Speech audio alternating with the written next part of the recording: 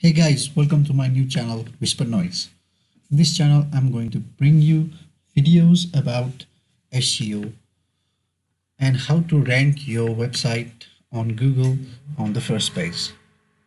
So let us begin. So let's dive into the basics first. What is SEO? SEO is search engine optimization. So what do we mean by that?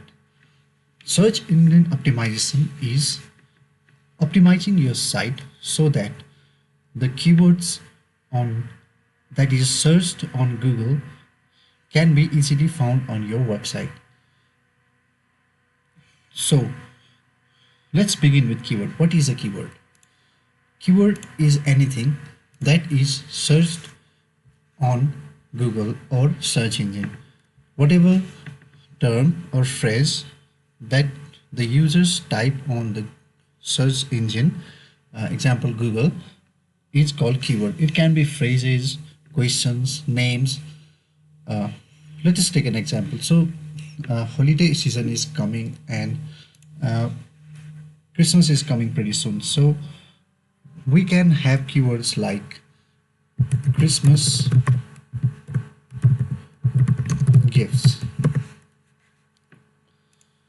So, what you see here on this search page, which we also called SERP, so search engine result page, is the listing of the website that has the keyword Christmas gifts on them. Let us see the first page. The first website, goodhousekeeping.com, has Christmas gifts on its title. Just like that, there are other websites which all have the phrase Christmas gifts on their page. So, keyword is not just phrases but can also be questions or names. For example, question like how do I get the best Christmas present? So yeah, this can also be a keyword. And keyword can also be names such as like celebrity name. Uh, as Like I said, keywords can also be named. For example, Mariah Carey, which is a keyword that is searched very much in this time. Okay, some of the first things that you should know before you get into SEO are some uh, key phrases or some phrases that you should be familiar with, like related keywords. So what is related keywords? For example, when we search Christmas gifts, as you scroll down to the bottom, you can see Christmas gifts 2020, traditional Christmas gifts 2020 for her, Christmas gifts for mom, Christmas gifts for the home. These are all related keywords. And another phrase that you should be familiar with is called long tail keywords. So what are long tail keywords? Long tail keywords are nothing but a keyword that is long in nature. For example, some of the related keywords, Christmas gift for the home, Christmas gifts 2019 for her, can be considered as long tail keywords. Another phrase you should be familiar with is called search term. Search term is basically a keyword. So another thing you should know is organic search results and paid search results. So organic search results are the search results that are not paid or not advertised by any website to appear in the Google search page. For example, all of these are organic search results. And what are paid search results? Paid search results are the search results that appear on top of the search engine result page, or we call SERP, that are that a certain website pays Google to appear on the first on the top of their result page. So SEO, we will not dive much in we will not dive into paid search results, as SEO is all about getting organic visitors to your website. So first, the main thing in SEO is the keywords. So before understanding keywords, you should understand user intent. What is user intent? User intent is what is a query entered by a person in a search engine with the intention of doing anything. There can be three user intents, or maybe more, but we will discuss mainly about these three. There are informational user intent, navigational user intent, and transactional user intent. What is informational user intent? Informational user intent is uh, basically if a user wants to uh, get information about any topic, that can be weather or news or sports or favorite celebrities and etc. And navigational keyword is a search term used by a user to search for certain website using a search engine. For example, if you search Facebook on Google, means that is the user wants to navigate themselves to Facebook. They are looking for Facebook. If they search about Twitter, they are searching for Twitter. So navigational user intent is not much discussed in SEO, because even if we optimize a page to appear on top of the search engine result page uh, on the term Twitter, it's not what people are generally looking to find. If the people are searching for Twitter on search engine result page or search engine, they generally want to go to Twitter. And another type of user intent is transactional user intent. Transactional intent can be anything uh, that the user can buy or even sell. So in this since we are talking about Christmas gifts can be considered a transactional user intent, as well as and even as informational user intent.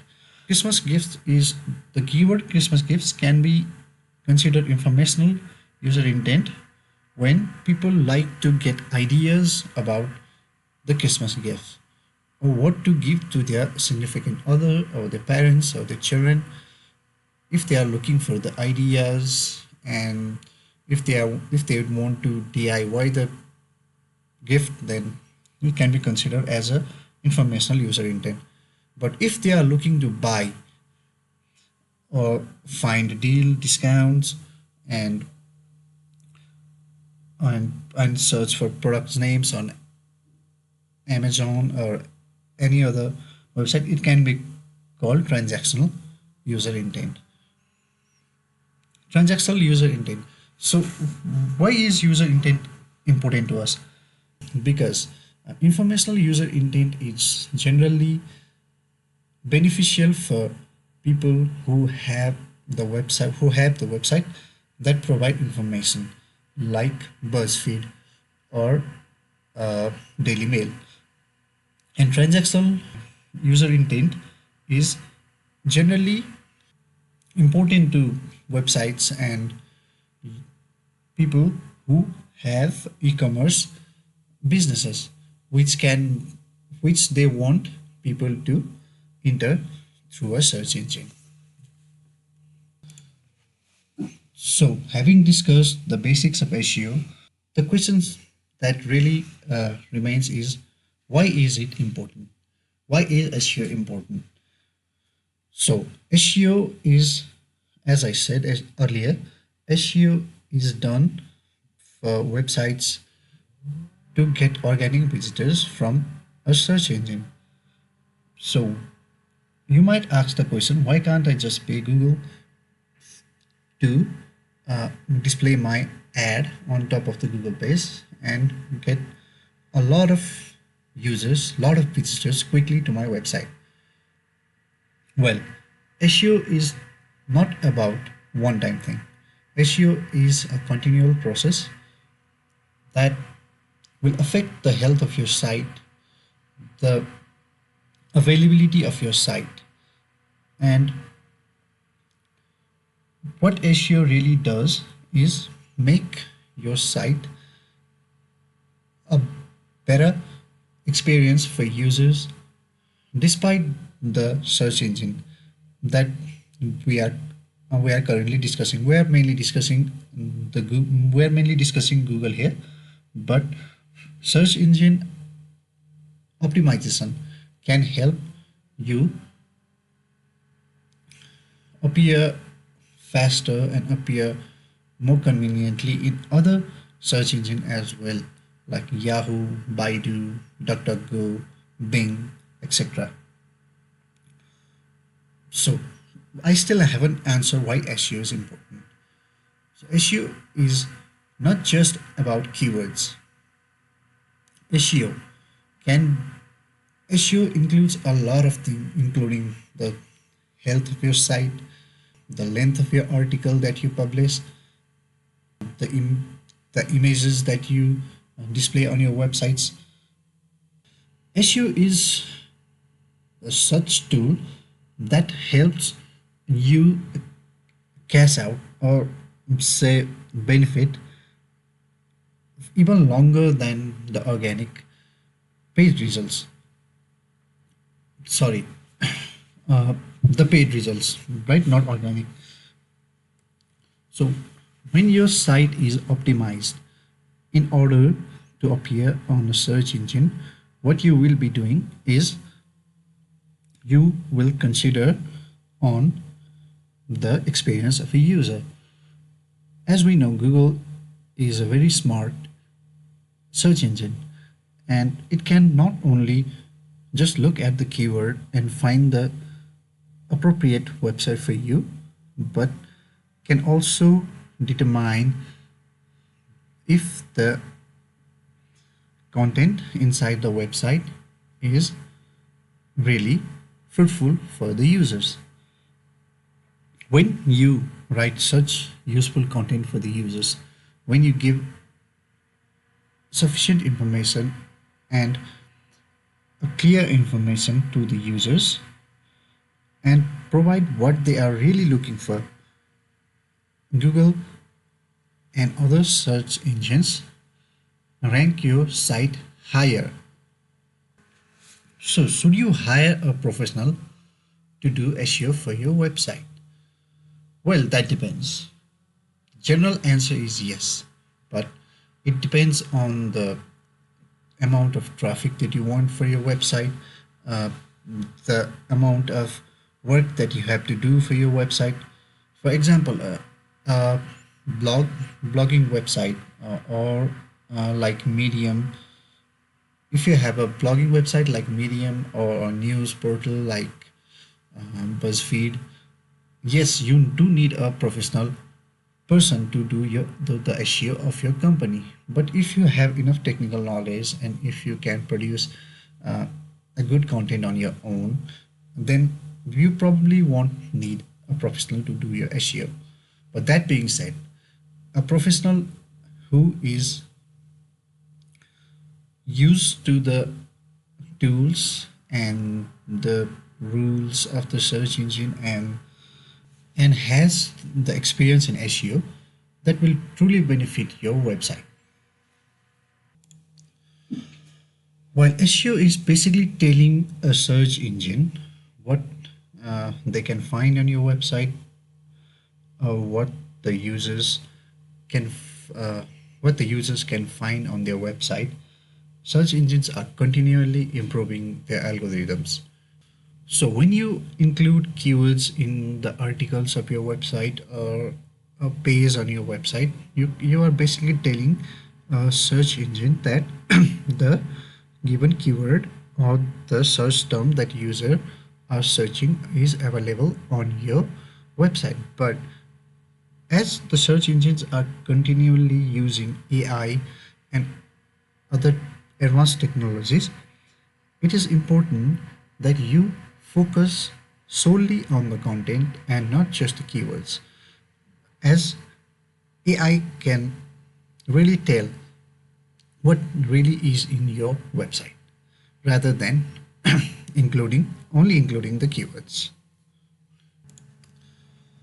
So when you're thinking about doing SEO for your website, there are a few basic guidelines uh, that is shared by almost all the search engines.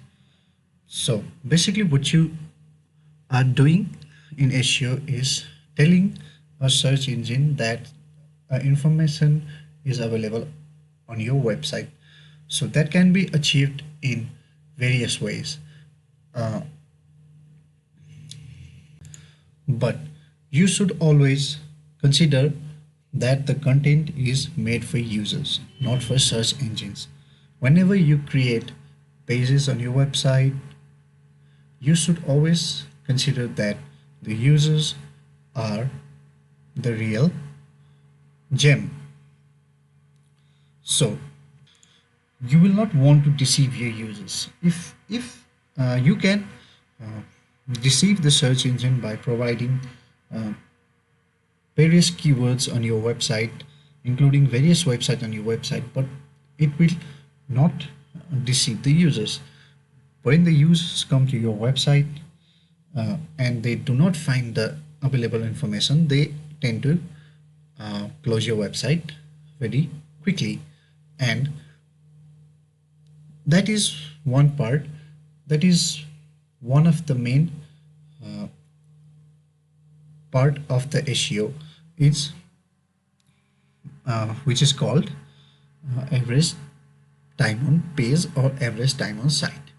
If somebody is searching for Christmas gifts and they open your site and they find no content and they click your and they close your website within 20 to 25 seconds, as they do not find information anywhere in your page, that will really affect the site, the health of your website. Yeah, and also you should avoid tricks that may fool the search engines or the AI. And you should always concentrate on creating a valuable content for your website. If you are giving information about Christmas gifts for your users or for your visitors, you should try and entice the visitors to stay on your page as long as possible. That not only uh, make your site more trustable to the users, it will also increase the average time on your website on or your web pages, which is very beneficial to the SEO. So some things that you have to avoid are link schemes and content uh, duplicated content and very little content like some pages do, and also avoid the automatically generated content. Basically what I'm trying to say here is you want to create a content that your users will love and will and which will in turn make their stay on your website more pleasurable and meaningful. So let me just say a little more about how search engines work. There are three things that you should really know when you are uh, talking about search engines, that is crawling, indexing, and ranking. So what is crawling? Crawling is a technique that is used by the search engines that uh, is It's not a technique, it's more like a algorithm that a search engine uh, employs to scour the internet for content, looking over the code of your website, the content of your website, the images, the videos, and each and every URL they can find, which includes the keywords and more. So by crawling, a search engine knows what information is available on which URL of your website or any website for that matter. So what is indexing? After a search engine crawls the internet, it has to store and organize the content that it finds during the crawling process. So let's so if you're so indexing is just a way to organize and store the information that the search engine finds while it's scrolling the internet. So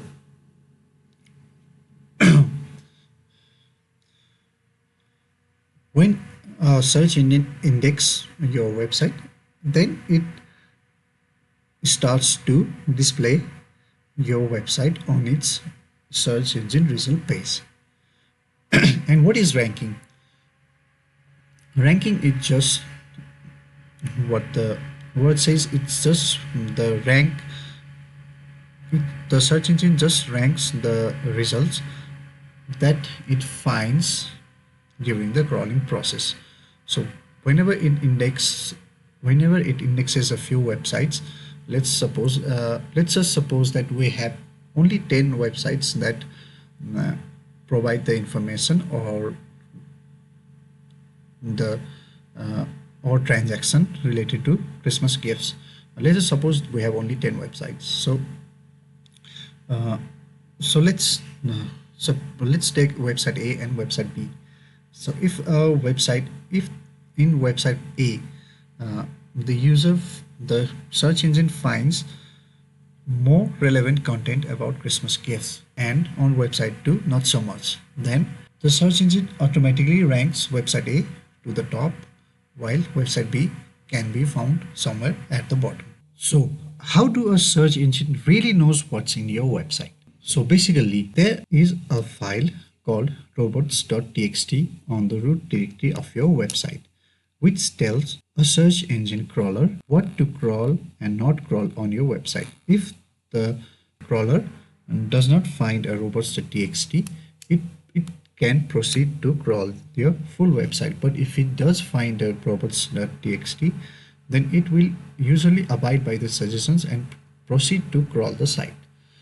And if the crawler encounters an error while trying to access the site's robot.txt file and determine if one exists or not, it won't crawl the site. So what if your site does not show up on the search engine? What can be the reason behind it?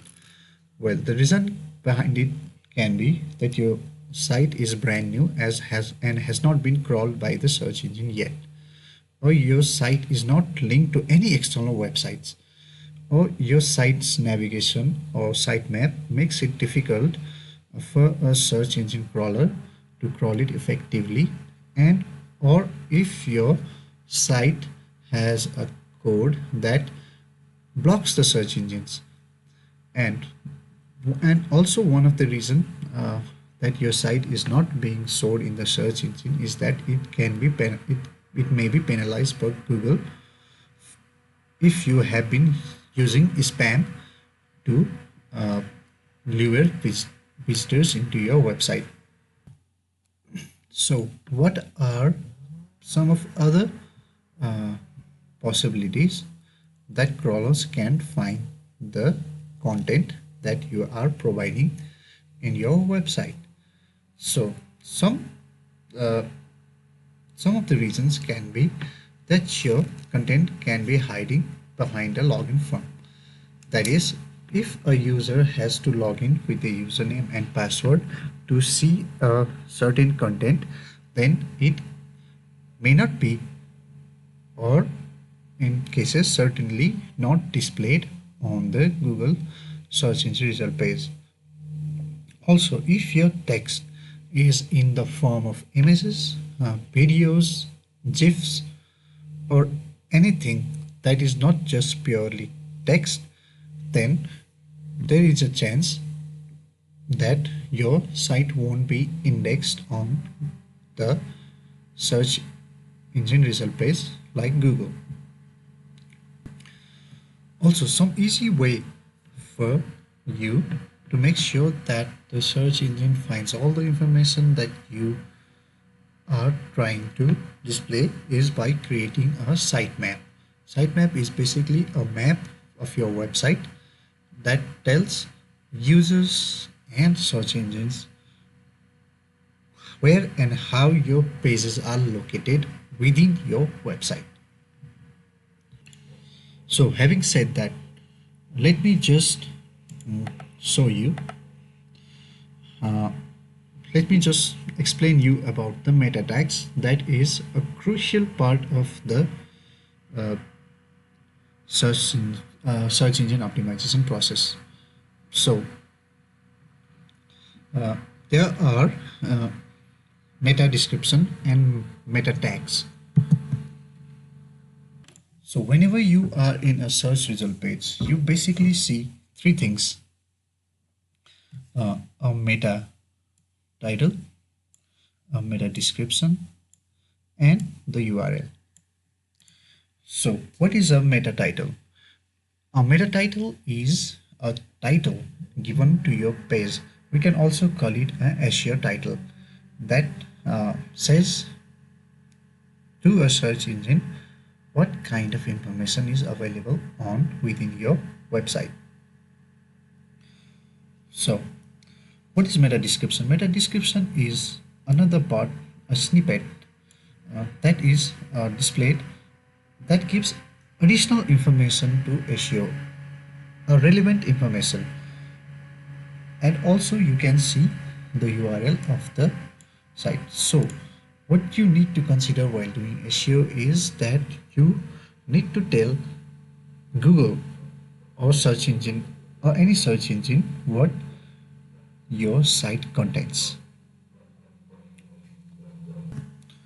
So what you see here being displayed is the title that you give for your website. Let's suppose we go to the website. Here you can see the title of the article that this website bestproducts.com has written for the article. So this is the same title that you see on the search engine result page. So also if you see with the meta description, you can find it here. So you can add customized meta title and meta description, but generally that is not the practice anymore, and Google or any other search engine find the relevant snippet within your article to display on their search engine result page. So the most basic question you must ask is, what do search engines really want? That is the question you must find the answer to, and that is something I'm here to provide. So when a search engine finds information to a website or any query that is inputted by the user, what it means to do and what it wants to do is direct the user that show up on their search page to a website that has the information so that the user trusts the search engine, as is the modality of all the search engines. So basically all search engines wants to give the user what they are looking for, and what we should do as a blog creator, a content creator, or a website designer, or somebody who wants to put their business online, is that you must provide the information to the user, or whatever the user are searching, what we also discussed earlier as user intent. So as the search engine crawls every website available on the internet, it can also find the links to your website within another website. So if a trustable website has linked your article as a worthy article to consult, or they have linked your article or your website to give information to their own users, what search engines will understand that your website has the information that the people are searching for. So the power of links in SEO is very crucial. So basically there are two types of links. Backlink, or also known as inbound link, and on-site link or internal link.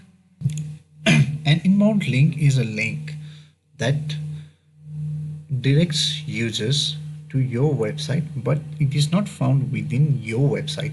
It is found in somebody else's website. Whereas internal link is the one where you direct your users. For example, if you have a article about Christmas gifts and you link the article to another article which gives the user information about New Year gift, then it is called internal link. What the both types of links are beneficial is that if a backlink is provided to your website, what a search engine will understand that your website, as it is being referred by other websites, then it must understand that your web pages have enough information. Whereas when you put an internal link into your article and it directs the user to your similar articles, and if the users find the article as valuable as your recent article or your current article, then, as I said earlier, the time on your website is increased exponentially. And as if you can link more web pages within your website, for example, if you are linking New Year gifts to Christmas gifts, then you might also link the New Year gift article to an article which can let's say provide information about the best vacation places to spend your New Year, or the New Year resolution you should take in 2021. So, but for all the whistles and bells to work for SEO, the main thing that you have to understand is that your content must be powerful.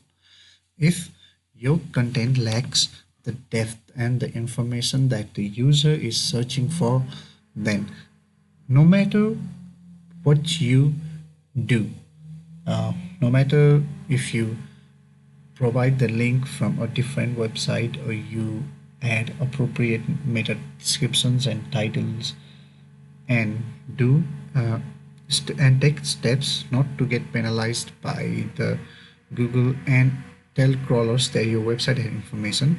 None of those matters if you don't have a strong content and if the users are deceived by the content on your website, and if they do not come back to your website again, then that is the end of it. And another thing you need to know while doing SEO is called a localized search. What is a localized search? When you do SEO for your business, it is not always necessary that your website be viewed from all over the world. For example, if you have a hospitality business, for example, restaurants or hotels, then you need not uh, target all over the world for your SEO. What you can do is, and what search engines also reward is localized search.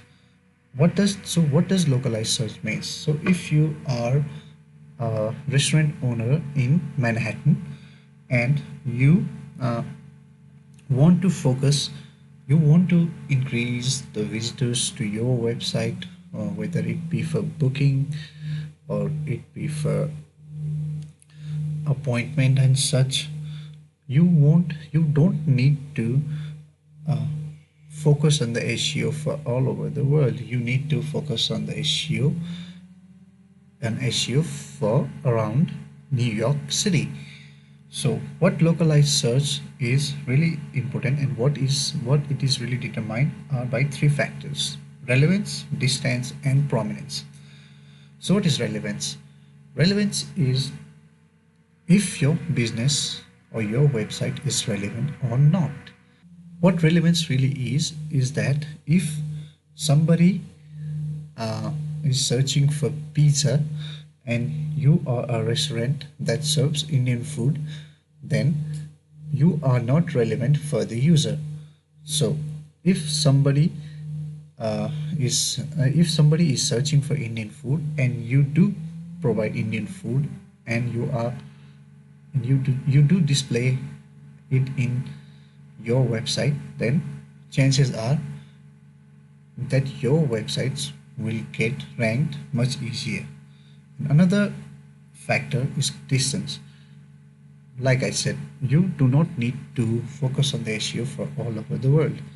So uh, if you are located in Manhattan and you serve Indian food, and if a user from Brooklyn searches for Indian food restaurant but finds it in Brooklyn, then chances are that you won't be referred or you won't be ranked on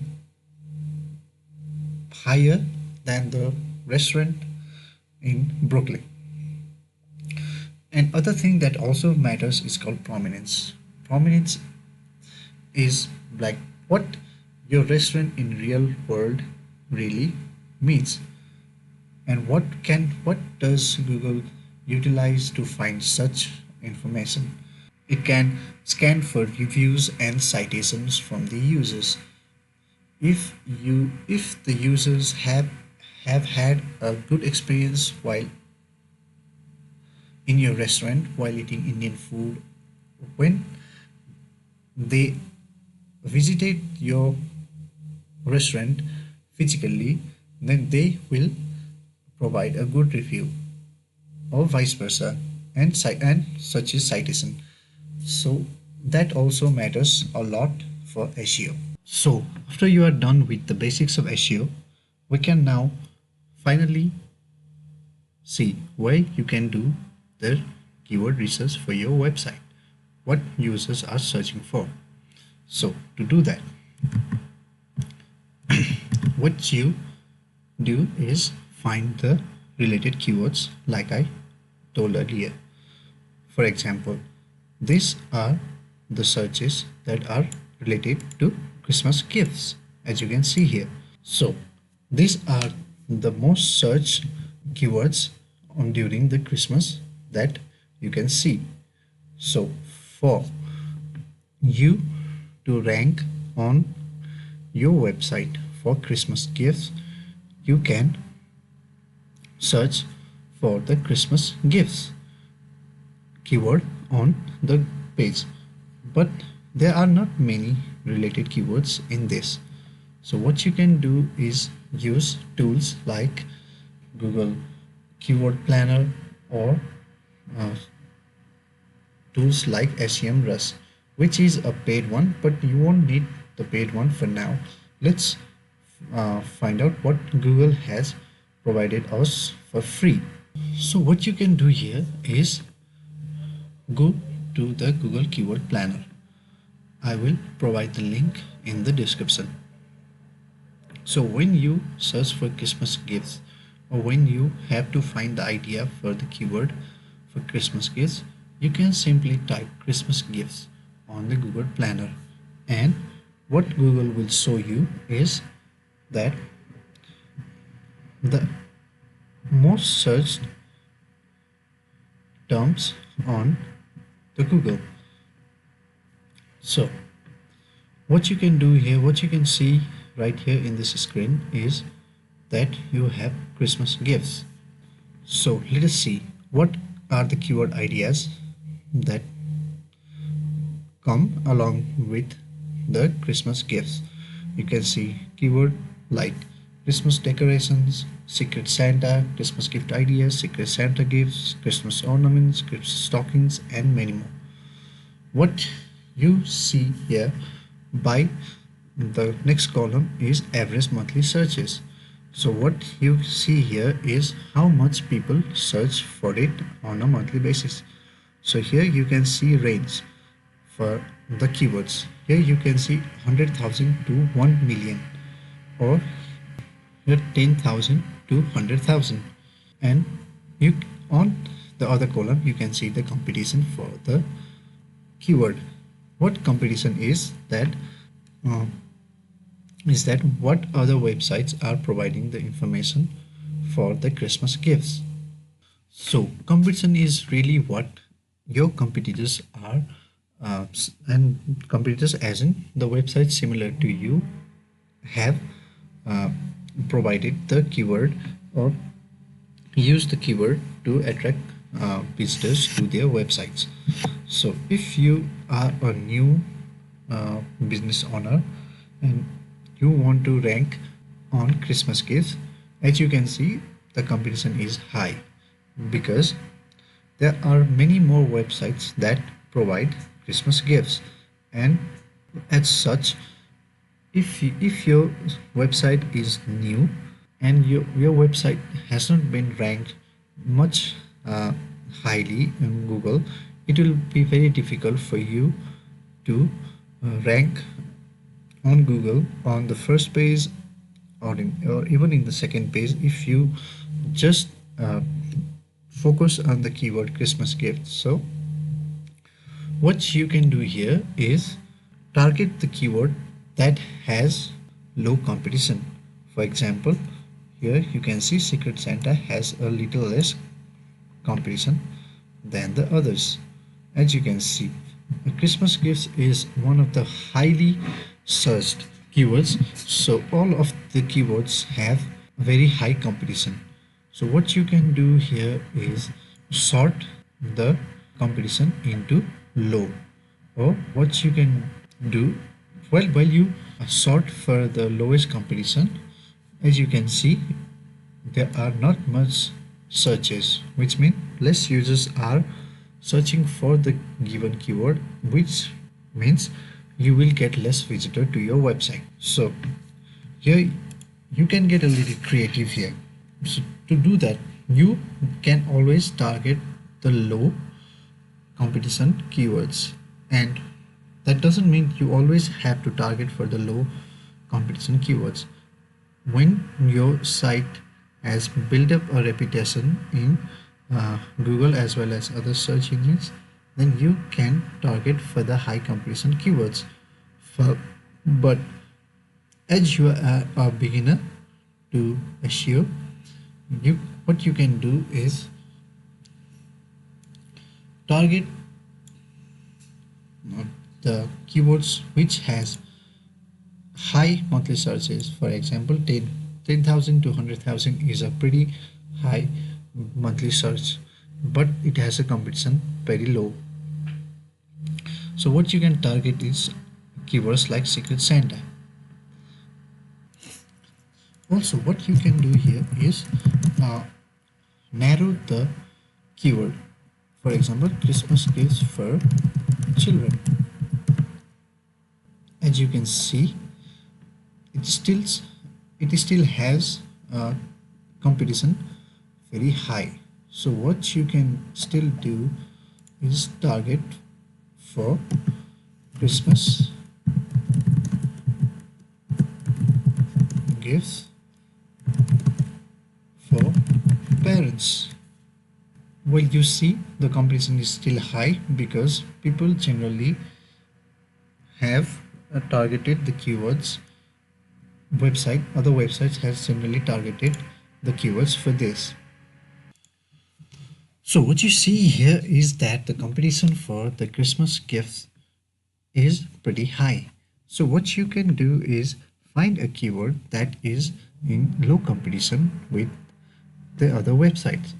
For this, you need to focus. If you want your site to rank on Google without any paid results, then you need to find a keyword that is that has low competition for the time being.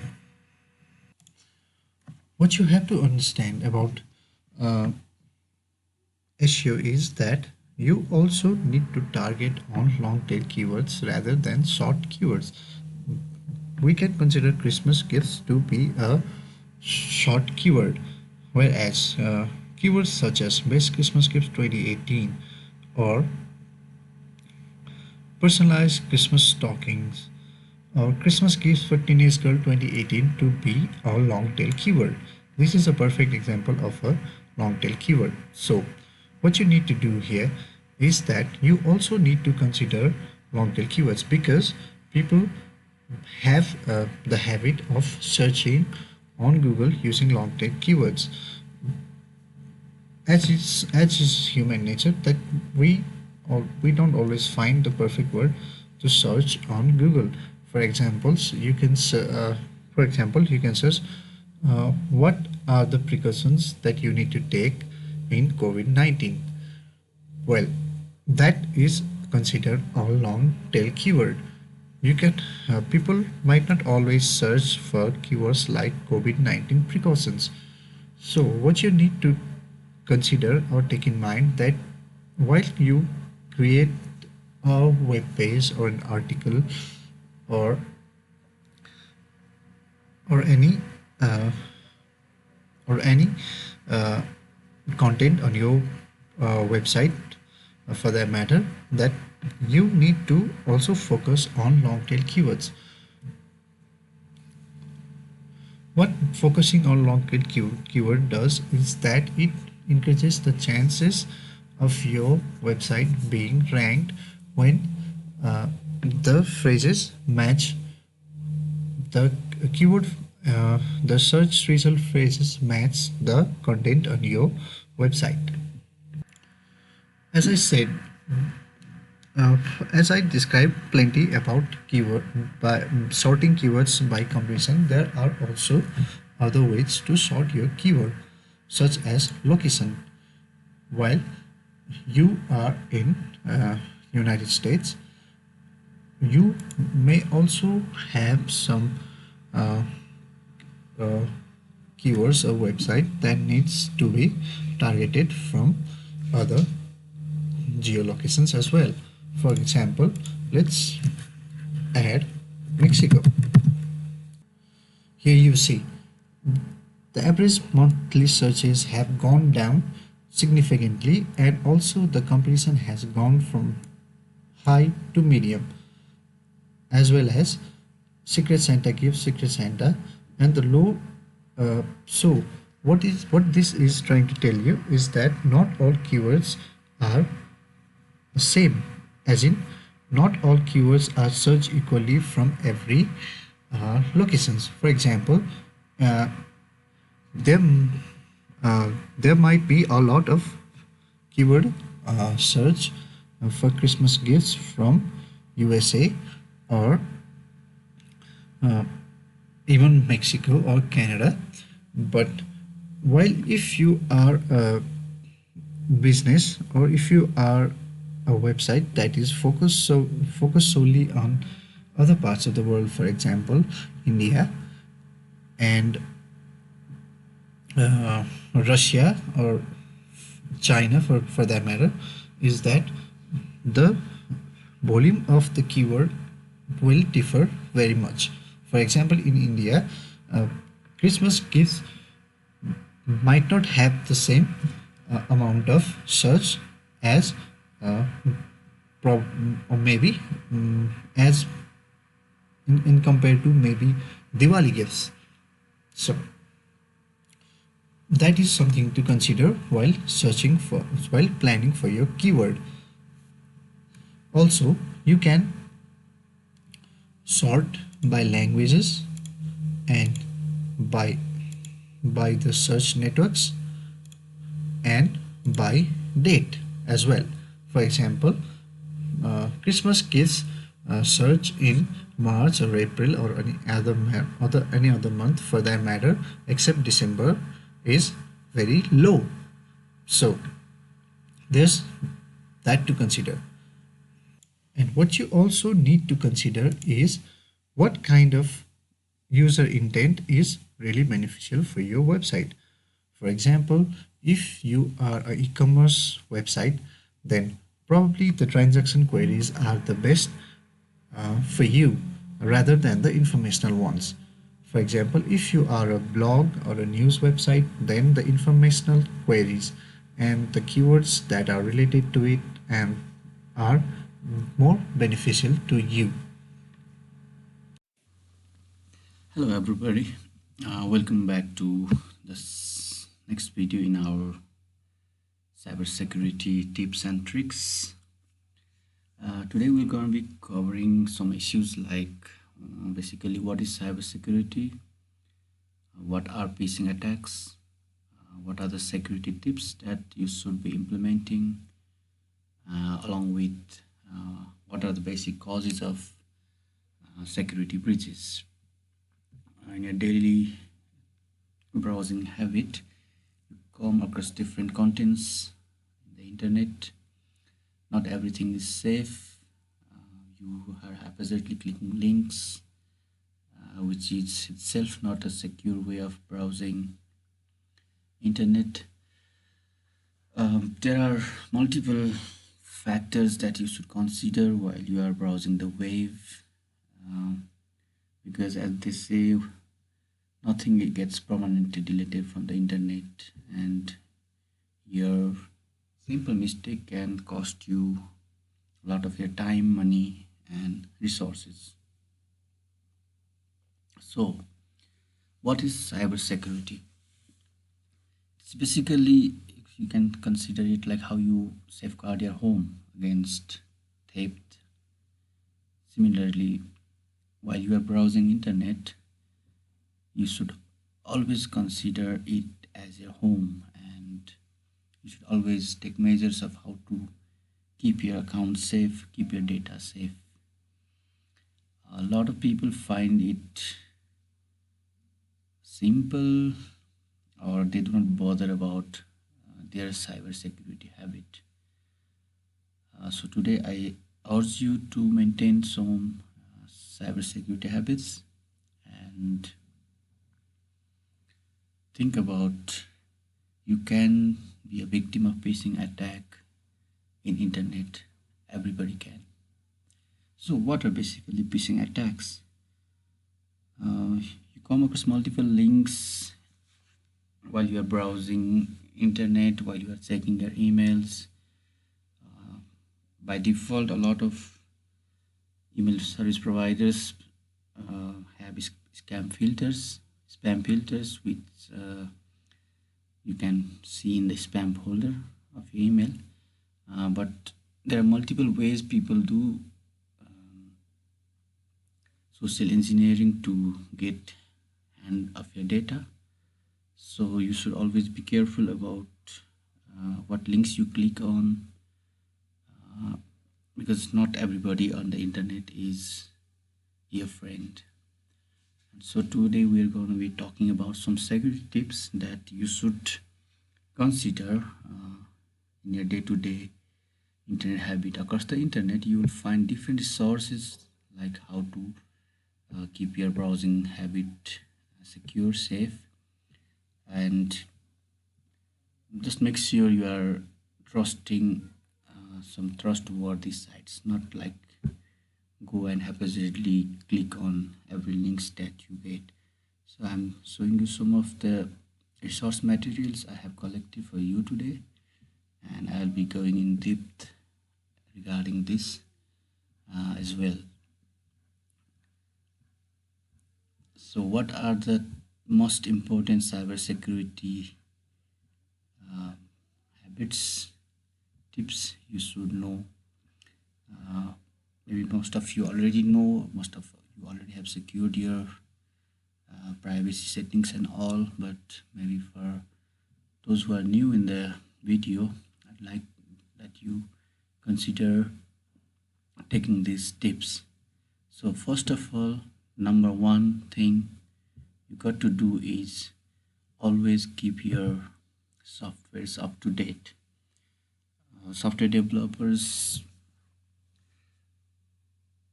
release patches or updates to their software on a regular basis. They do so because uh, when the software is first released, they might not be foolproof. Let's say not any software is foolproof at the time they are released to the general public. So whenever you get a pop-up message or something like we have got an update for you, just make sure that you uh, install the updates right away, so that hackers cannot use the vulnerability by making patches and all.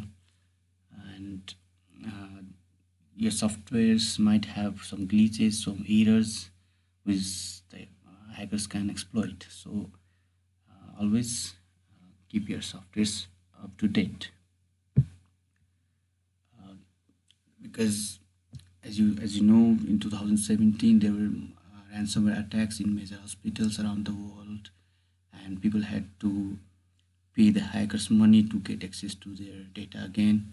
So what you can do is turn on automatic system updates for a device. Yeah, make sure that the desktop browser uses automatic security updates, and keep all your web browser plugins also updated. The second thing you're gonna do is always use trusted antivirus softwares, and make sure your firewall settings on whatever device you use, be it Mac or be it Windows, keep them updated. Uh, Not every antivirus softwares that you find on the internet do the things they say they do. A lot of them come with some sort of mandatory other softwares which you might not trust right away. Um, Search for good antivirus software. For example, for latest Windows devices, you do not need a third-party antivirus software. Windows has its antivirus software pre-installed within themselves, and they do a pretty good job.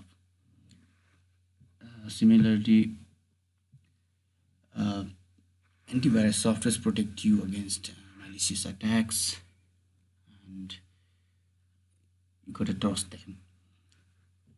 The third thing you should consider is always secure your passwords. Because, don't use passwords like 1234 5 ABCD. It's very really easy to crack those passwords. Uh, you have to have strong passwords always, because there are a lot of hackers who are targeting that vulnerability. You have to practice good password management, and if you are having hard time managing password, you can use password management softwares a lot of them you can find easily on the internet, but make sure they are trustworthy. Read some reviews about them before you install them on your device. Okay, the next tip that I'm gonna give to you is always use two factors authentication. It's like the secondary way of verifying that you are the one who is using your own password. Mm, Always use two-factor authentication uh, because that adds additional layers of security to your password. Example, without two-factor authentication, you would normally enter a username and a password, but with two-factor, you will be prompted to enter one additional authentication method, such as a personal identification code, another password, or even fingerprint. And there are multiple two-factor authentication authenticators like Google Authenticator, Microsoft Authenticator, we can use as a double layer security to your already existing password.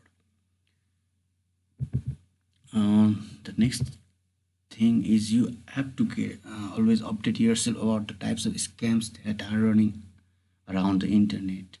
You might be getting some phone calls, you might be getting emails like you have won a lottery and all.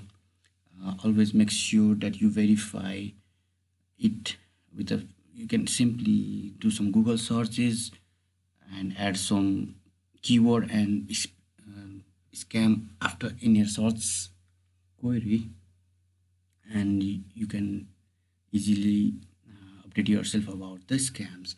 Also, there are multiple videos on YouTube which you can see about what are the latest scams hackers are using and how can you secure yourself against those scams. And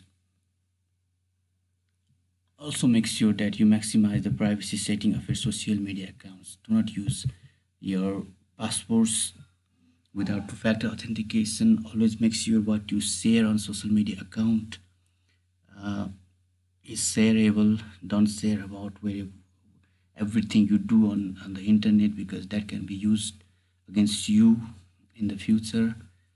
You can be a victim of social engineering. So there are simple security tips, simple privacy settings in Facebook, Twitter, Instagram, whatever social media account you use. So make sure you go to the privacy settings and only say the things you want to share.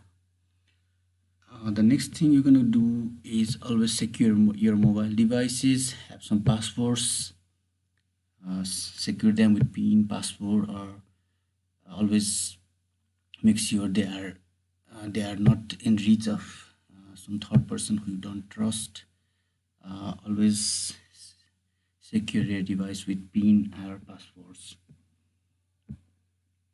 And the next thing is, what would you do if you lose your mobile phone or lose access to your email address? A lot of data that can not be restored if you are not careful enough in the first place. So what you're gonna do is always have a backup of your data. There are multiple websites or services that let you back up your data in the cloud, or you can have a secondary hard drive where you can secure your data. Make sure you secure them with good password as well, because everybody wants your data and that can be used against you. uh, in the internet, or they can be sold on the internet. So always back up your data. While using internet in public places, always make sure you use VPNs. There are a lot of subscription based and free VPNs around. You can choose what is best for you, and do not browse sensitive websites like your bank accounts, your personal emails when you are on a public Wi-Fi. Always make sure you check your online accounts regularly to see whether there are some unusual activities, unusual transactions, and if you see some unusual transactions, report your banks or credit institutions right away. Okay, and how can you minimize your cybersecurity risk? Never think this will not happen to me. That's the first mistake you're gonna do. You should be always be careful that you can be a victim of phishing attacks. Everybody has been in some point of their life. So never think this will not happen to me. That's the number one mistake you commit on cybersecurity. Be careful about the data you share. Don't share everything on the internet. Uh, don't click everything. Don't leave every links. Um, as I said earlier, update yourself about phishing attacks and always update your devices, secure your devices. Yeah, as I told you, when hackers can't find a security vulnerability, they will attack in other ways. This type of attack is more of an attack on the mind of the user rather than on the device to gain access to systems and information. Be it like somebody asks you what is your password, and you tell them their password right away because they are your friend. But a lot of us have a habit of making same password for multiple accounts, and when they get access to your one password, they can enter it in other accounts, and then they can get access to your data. So as I told you earlier, you are not immune. The most harmful threat you can have is it won't happen to me, or you say I don't visit unsafe websites. So be proactive and just don't trust everything on the internet. So revising the cyber security tips that I gave you. Always keep your software update. Use antivirus protection and firewall. Use strong passwords and use a password management tool when you can, and use two-factor authentication. Learn about phishing scams, update yourself about phishing scams. Be very suspicious of email, phone calls, and flyers. Protect your sensitive information settings in your social media accounts. Use your mobile devices securely, and all. You are always a target to hackers. Don't ever say it won't happen to me. Cybersecurity is everybody's responsibility. As I told you earlier, practice good password management. Be careful on what you click. Never leave your devices unattended. Use mobile devices safely. Install antivirus softwares. Back up your data. Every resource material on the internet says you saw, and make sure you abide by those. Clicking without thinking is reckless. You always have to use two-factor authentication.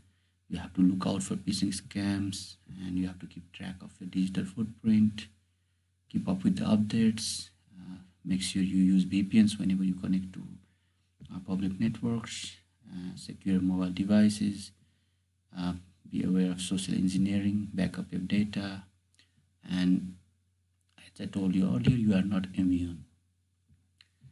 There have been a lot of incidences in recent times where multiple industries have been affected. For example, data here shows 2% of the professional service industries were affected, 6% of insurance companies, 6% government institutions, 9% hospital and restaurants, 23% healthcare, 18% financial services, 16% education, and 12% retail industries were impacted. And they have lost a lot of revenue due to the attack and their network security breaches. A lot of industries are affected. Cases might be different for them, and the frequency and severity, as you can see here, 23% of healthcare services were attacked, and there was a severity of more than 340,000 dollars in revenue.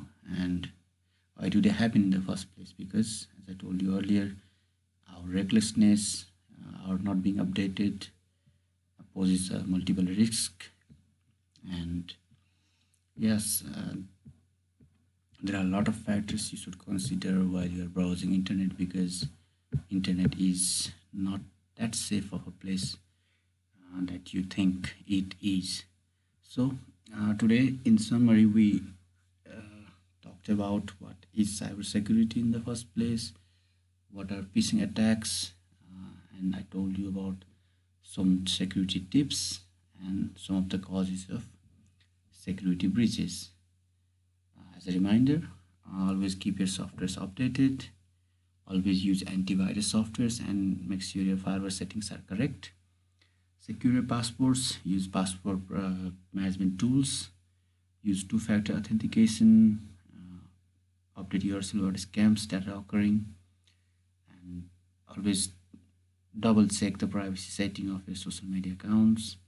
Do not leave your devices unattended. Back up your data whenever you can. Use VPN and look out for your online accounts and reports. Okay, that was it for today. I hope you got to learn something new today. If you haven't already subscribed to the channel, please subscribe by clicking the bell icon. Okay, and we'll see you in the next video. Thank you for keeping up until this part. See you around. Thank you.